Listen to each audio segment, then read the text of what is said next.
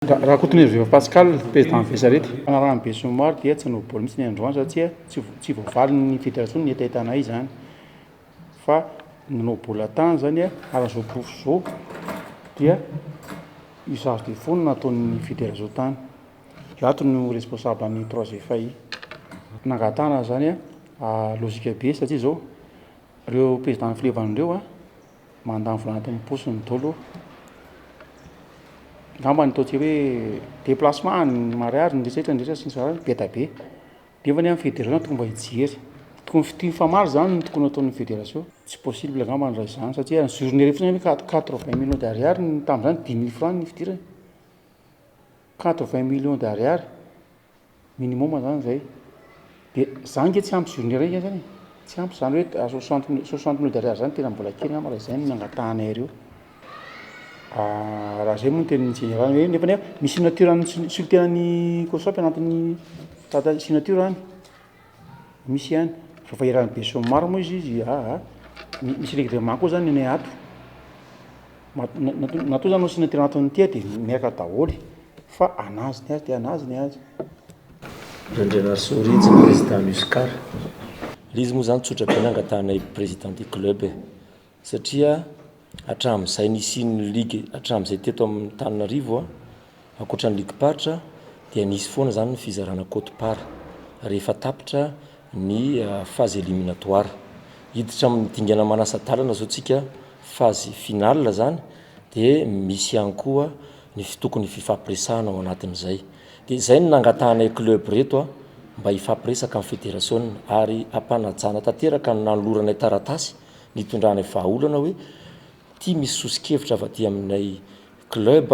mba tokony ho dinina satria ny mpitatana rehetra ny ligue hatramin'izay teo dia nisy foana ny fizarana ny côte part rehefa tapitra ny phase éliminatoire tamin'ity indray toraka ity nefa tsy nisy zay dia zay ny mahatonga anay ny fampiresaka tamin'ny fédération ny zavatra nisy nefa hatramin'izao dia terena fotsiny hanao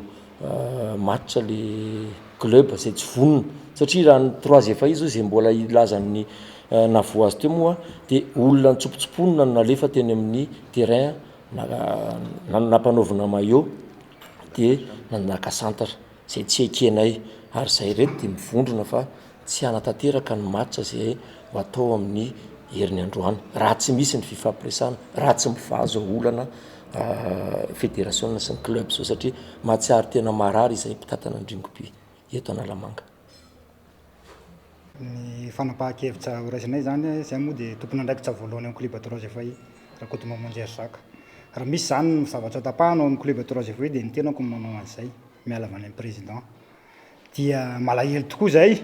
satria dia ny filohan'ny fédération sy ny membre ao amin'ny mihitsiny no miteny an'le ray aman-dreny zay tsy tokony baiko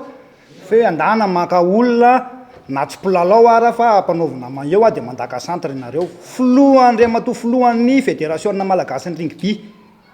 no miteny an'izany sy ny membre miaraka aminy ka tsy ekenay ato amin'ny club ny 3FAI ny club 3FAI dia grande équipe tsy ho azo atao an'izany ampanaovina maillot ery dia manao tsy baolina tambary koriny io amin'ny mamatitra championnat azy reo boky hitam-pirenen'ireo reo ny lisansanay zay any amiko no mipetraka maillot any amiko no mipetraka matériel rehetra ny 3FAI zany any aminah no mipetraka raha tsy izany mamoaka anazy dia tsy mivoaka ny dikany zany tsy 3FAI reny nandaka centre teo reny ary izay club 3FAI dia tsy manaiky an'izany andaka centre zany fa milalao ny anay lalao ty tsy misy an'izany hoe atahorana raha koa atahorana be fa izahay dia mangataka tsy validenany match anay sy manjakaray iny raha misy mifampiresahana avereo ny baoliny 3FAI sy manjakaray raha ohatsohatra manaiky ny filohan'ny fédération iresaka aminay club 20 dia verina manao izahay misy ny tsy faneken'ny filohan'ny malagasy rugby fa hanasa azy ny dikany zany efa mitarika ady amin'ny club eto Analamanga ny filohan'ny malagasy rugby tsy mpilalao olona tsy possible 3FAI rehefa manao baolina miditra ery dia any no miakanjo fa tsy eo ambavady akory ny ampanaovina akanjo ny joueuranay aza atao kilalao le club 3FAI fa manana ny maizy azy eto Analamanga. Erso Philippe Olivier président Mangara Nivoaka ny sazy ny FTM Mandrakaray a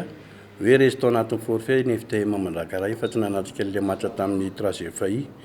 zay vao azony nazavain'ny mpitarika ny 3 FAI teo hoe